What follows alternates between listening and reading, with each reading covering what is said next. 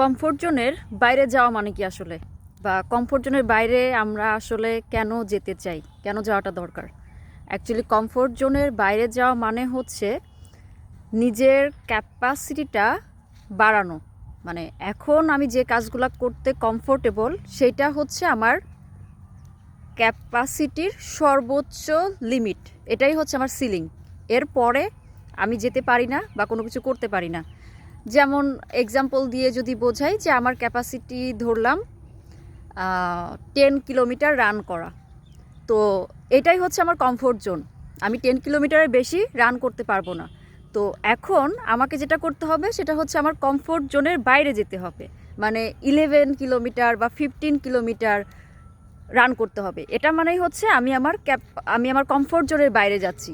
Meaning, comfort জোনের বাইরে যাচ্ছি মানে হচ্ছে আমার ক্যাপাসিটিটা আসলে এনহ্যান্স করছি। আমাদের কমফোর্ট জোনের মধ্যে যেটা থাকে সেটা হচ্ছে ওইটা নিয়ে আমরা কমফোর্টেবল থাকি, ওই পর্যন্তই হচ্ছে আমাদের লাইফের স্ট্যান্ডার্ড, বা আমার লাইফে যা কিছু আছে সেটা অ্যাকচুয়ালি হচ্ছে আমার কমফোর্ট জোন।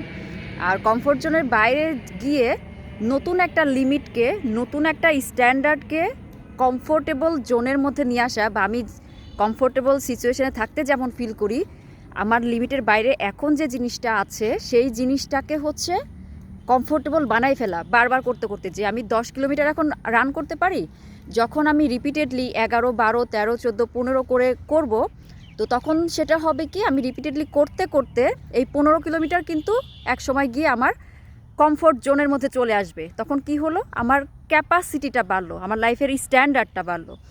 তো আমরা কমফোর্ট জোনের বাইরে যেতে চাই মানে হলো আমরা আমাদের ক্যাপাসিটিটা আসলে কতটা আমরা ধারণ করতে পারি সেই জিনিসটা এনহ্যান্স করতে চাই।